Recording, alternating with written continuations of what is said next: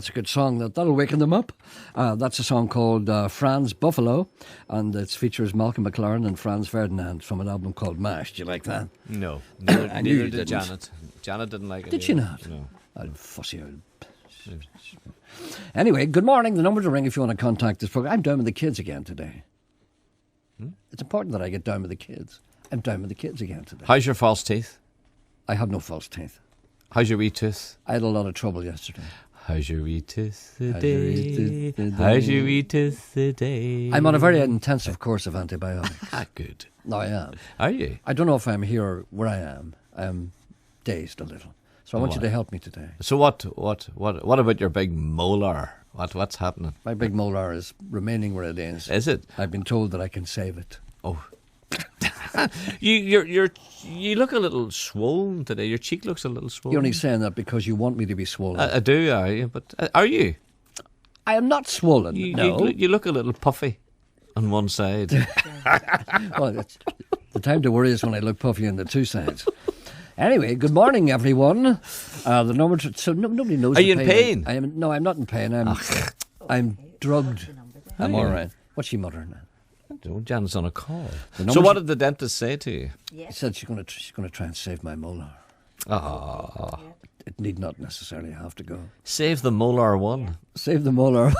I'm going to put up in Derry walls. Save the molar. You going to see Pixie Lott tonight? You are. Are you? Must be off your head. The number to ring if you want to contact this program is it's a big deal. The number to ring if you want to contact this program is 08459 555 678.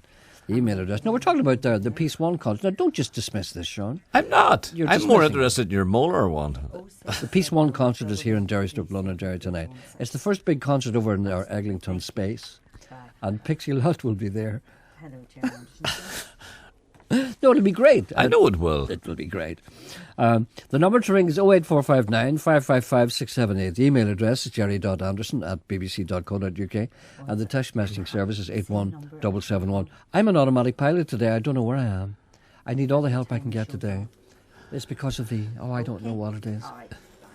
A gentleman writes to me and he said... well, what is it? Is there some sort of decay in the root of the molar, or what is it? You know, what's the problem? What did the dentist say to you?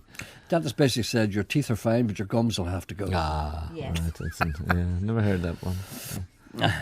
You mentioned the names of some of the Italian families living in Derry, Stoke, Londonderry on your show yesterday. I heard it back in the iPlayer, and you mentioned my mother. The Italians, my mother. You hear me talking like that? Yes, you mentioned my mother. The Italians. You mentioned my mother. Yeah. The Italian lady from Oma who used to ring your show. Do you remember her? Right. Mm-hmm. Her name is Fiorenza McGartland. If not, her real name was Fiorenza Cardarelli. Fiorenza Cardarelli. Brilliant. And she and her husband, and she and her husband Tony are still in Oma, residing in a nursing home. Brilliant. She celebrated her 90th birthday on February the 14th past, which is Valentine's Day. She brought back great memories to me yesterday talking about the ice cream slider, and you mentioned this yourself. Because when my mother first arrived in these shores, she spent time working at various Italian cafes in Derry, Buncran and Bundoran, and finally to Oma, to the Cafe Rex. I remember the Cafe Rex well, where she met my father. She was number one when it came to making ice creams, and in particular, the ice cream slider, as I bore witness to this on many an occasion. She used a small device... What's wrong with you? She used a small device, as you and Sean described yesterday. You described the device yourself, didn't you? Yes. With a metal handle, and she inserted the wafer, then the ice cream, then proceeded to create a work of art topped off with another wafer and slid it off the device, a perfect slider. And we do agree that that is the origin of the word slider, because it slides off the small device. A fully fledged wafer. Sadly, I haven't seen many sliders being made in recent years, but I always had one question that no one could give me the answer to. And this question has been posed in this programme before and never had a satisfactory answer. Why is a 99 called a 99? Do you know? Yeah, there's been all sorts of I was told that the answer reasons. is it's the 99th product that Cadbury's, the chocolate manufacturers, made, the 99 being the flake that is put on the ice cream cone. I'm not sure if this is correct. I enjoy your show. I have been an avid listener since day one. As the eldest son of Fiorenza Cardarelli. A gentleman writes to me and he said, well, good buddy, just dropping your See when you're eating your slider, your wafer. I don't think you eat a slider. No, that's what I want to ask you. You kind of slurp it. I don't you? I have a system. I think everyone has a system. You do the long edge for the long side first with your tongue. Well, and the then, main thing is, and I hope this is not too trivial a subject to be tackled at this time in the morning. The main thing is to prevent the ice cream from melting and going on your trousers. So the main thing that you do, see, to eat a wafer, you have to be standing up. It's always a big mistake. To eat a wafer sitting down. Absolutely. Okay, then. All right, bye. A yell of disapproval. No, I eat mine on the settee. You can't do that because it gets on your trousers It and doesn't. everything. It does. No, if you seal, you see, that's why I ask you. I seal the edges in. Yes. You wet the edges with your with that's your lips, and you go. disgusting. It's not, and then you suck. Stop. You That's suck the ice disgusting. cream out. I've seen people. That's what people do in old people's homes. Don't do that. You do. That's what I do. And then I end up. But then I end up with the sides all sealed. it's all soggy and sealed. Yeah, but then you've got the ice cream in the middle, and then you squeeze it out with your fingers, Ah, and you for- suck it out. What are you, some kind of aborigine? Well, how do you eat yours? Hello, Henderson. I get the. Do you slide. bite at your wafer? No, I'll tell you what I do. I stand up. All right. I approach the wafer. Mm-hmm. I approach the slider. All right. Take it between two fingers and one thumb. Then I gradually run my tongue across it at regular intervals to prevent the melting ice cream falling down on the ground. And if I do this often enough, I find there's a groove there. And the side. Yes, and I proceed. I don't make it all soggy, and I don't seal it at the side. I don't approve of that. But how do you get the ice cream in the middle? Will you stop? Out? Will you stop You have, talking to about this? you have to squeeze it out. No, you just work your way You in. don't bite your way into it. You work your way in like a beaver. You work your way in. Do you ever see beavers operating? No. I saw a man skinning a beaver. You did not. I did. I saw a man That'd skinning be a a beaver. horrendous sight. It was the worst sight I think I've ever seen. Okay, I I'll wouldn't tell- like to see no, I'll that. tell you about it. I don't know why I didn't mention this to you before. Have I not mentioned this before? No. I was in America 2 or 3, 4 years ago doing a TV program, and I was in a fort. I can't remember what it was named. It was an old fort. It was a reconstructed fort. It was beside the Arkansas River, right? Right. And the person who I was talking to was Kit Carson's great-great-grandchild. Right. And his name was?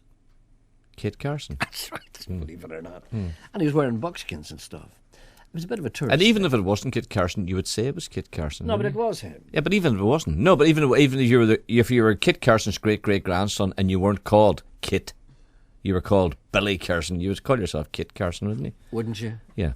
Anyway, he decided to show me how to skin a beaver. And I said, why are you showing me how to skin a beaver? He said, because I think you ought to know. And I said, where would a man get a beaver at this time of night? No. So he said, we don't kill beaver anymore. Beaver, of course, is pluralism. Beaver and singular is the Right, same. right. One beaver, Right. two beaver. Right. You got that? Yeah, I got that. So I understand. I'm just, I just Are wanna they make sure. protected? They are protected in a way. You can't kill them. But you know where they get them?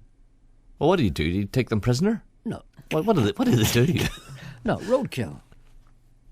You throw them out in the road. No, you don't throw them out in the road. Do you not know what roadkill is? Roadkill is when they're knocked down by cars. But how do you get them from the dam out onto the road? People bring them along. That's what I mean. Do you capture them and put them out in the road? Well, you stop it. Well, let me tell you. What happens is in this particular fort, they do this kind of beaver skinning thing. And the word has got out that, they need beavers to skin. And if you can find a beaver that's not too mashed up, right, they can bring it in and they give you like $5 for it. So they bring the beavers in. So a beaver came in a bag. All right. And he skinned it. And the But most... how do they know they've been knocked down? Okay, apart from the fact that they're all squashed, but what if someone captured a wee beaver down at the dam, wee beaver working away there, the boy throws a bag over it That's a chance you have and to then take. kills it? That's a chance you have to take. So then what? Oh, It's always quite obvious if a beaver has been knocked down because there are there's a bit of external damage. Understand? But I don't know why I'm going down that road. I was going to tell you about skinning the beaver, but Go I on. realised no, it's too. I have to too be gruesome. graphic. Yeah, I Too wouldn't. graphic. Yeah. Good. But they're lovely little teeth. They remind me of Esther Ranson.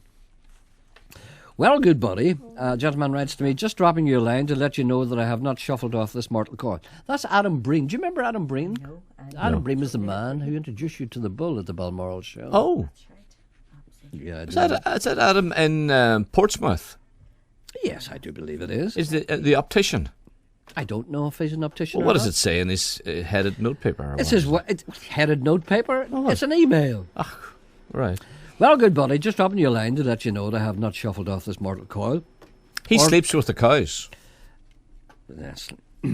Or been kidnapped by Somalian pirates, but have been distracted by brown trout, red cattle, and plum poaching. You ever drink plum poaching? I think so. That's lovely. On the of course, illegal entirely. On the TV yesterday, I was hooked, even enthralled by the beautiful game. The pirouettic artistry, balletic footwork, precision timing. I hear of the someone players. talking. That's Janet. No, listen. It's Janet. Yeah. No. I hear. Yeah, there's You somebody hear? in the background. Yeah, somebody in the background. No, the pirouettic artistry, the balletic footwork, and the precision timing of the players. No, not the Euros, but the Stormont MLAs going mano with East Belfast community groups. Automatically, I devised a strategy for a Radio Ulster team to throw down the gauntlet and hammer them. Naturally, I drew upon the infamous battle I myself was involved in the Inter-Abattoir Tournament of '99, when, as a cub of but 19 summers, I was caught up in the fury of scything tackles, punched gonads, and karate kicks a la Nigel de Jong, like a combat veteran of 20 years. Indeed, the final whistle, there was more blood and offal on the pitch than at our workplace. The team, 5 aside, number 1, in goals, Fat Boy Nolan. Not for his Jennings-like agility, but the Duchel will probably block up 85% of the goal area without moving. 2, base of the diamond, Sean Coyle. He can bring the ball out from the back like Beckenbauer in the libero rule, not to be confused with libido unless he's had the tablets. 3, wide left, yourself, Gerry. You can play the Ryan Giggs role. Have an affair with the Big Brother starlet, then ban the press. 4, wide right, Geordie Tuft, when he recovers from his singeing. I know he's about 107, but he's healthy as a trout and done to a turn. 5, spearhead, big thunder thighs, Gerry Kelly. Selected for 2 reasons. Number 1, the greatest forwards, Alan Shearer, Mark Hughes, were never robbed of possession as they shielded the ball with their massive bull-like bums. Number 2, it'll inspire Coyle to greatness. Obviously, I shall be on the bench and, like all good subs, will smoke fags, drink Lucozade until our manager and fellow ringer, JP McMenamin, a.k.a. Mourinho, the special one, will decide to let slip the dogs of war and say, Chopper Brain, you're going on! There's a call. Is there? Yes. Good morning. Gerry, hello. Yes, hello, how are you? I'm not too bad. How are you? I couldn't be better, actually, but, you know, I probably could be better, couldn't I? Oh, Yes. yeah, I'm on well, dr- I suppose I'm on we all drugs. could be better. Yeah. Go ahead. Gerry, Yeah. I was watching the football, the Euro Championships, Yes. and I was sort of reminiscing back to my old days when I played football myself, Yeah. and where you polished your boots, you got the boots out and you got the polish, and you give them a good scrubbing. But I noticed these players have pink and yellow and red and blue and all these funny different coloured boots. Big girls' blouses. Exactly. And how do they polish them, and what do they polish them with? Well, they polish them with younger people. They don't polish them themselves, these guys. The last time they polished a pair of boots was probably when they were 13. I would say that's the last thing on their mind.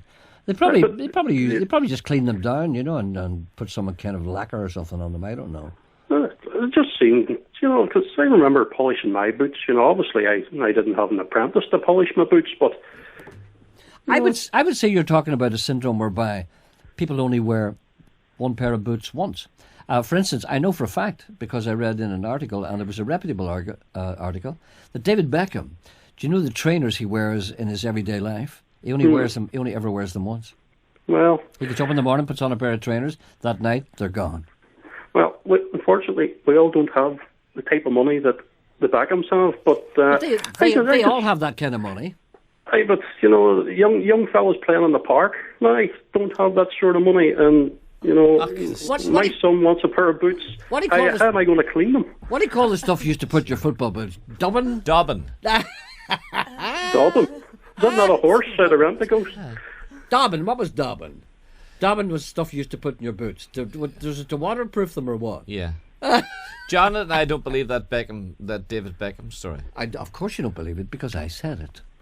I don't believe that a man gets up in the morning and puts on a brand new pair of trainers, wears them for maybe a couple of hours, which Beckham would do, and then throw them in a bin or gift. No, he gives them away. Yeah. Do you know why he does that? Because he's sponsored. He gets a pair every day. No, they wouldn't do that. They may give him a pair possibly every week, but certainly not every day. He never wears a pair of trainers more than once. I don't believe that. You're thinking of Alma Cogan, who never wore the same dress twice. Alma Cogan? Alma Cogan? Hey, we're in the time machine again, are we? Oh, close the door. Put your seatbelts on. We're going back to 1948. Right. Okay. Gerry, listen, now it's a terrible thing. I know. Where do I get this dubbing? Any good shoemaker? Call into a shoemaker. A shoemaker? Yeah. It repairs your shoes. And does that clean the boot? I think he knows what a shoemaker is. Yes, well, and he'll sell a little jar of Dobbin. Or call into any good golf shop. And a golf shop? Yeah, a golf shop as well. Yeah. Can you still get that? Are you serious? You can get a beeswax, and you get all sorts of things. You can get it. Yeah. So they don't actually polish football boots anymore. They just put this Dobbin onto it. Well, you see, they never polished them. They always put someone stuff on had to. No, I know. But you're way back in the past. You have to come and join us in the future, in the present. Okay, then. Well, thanks for that. Very Okay. enlightening. Hope that's of some help. It has been. No, it's made today. Thanks, Bye-bye. Gerry. Bye. Blew through my clothes, right through my skin. If time was a What is that? For God's sake. Things starting without you knowing anything about them. Yes. A caller rang there talking to Janet to say that this person heard David Beckham being interviewed on TV a couple of years ago, about 3 years ago, and David Beckham said that he gets a pair of trainers every day. What can I say? Apologies. It's all right. walk through the highway out into the stars.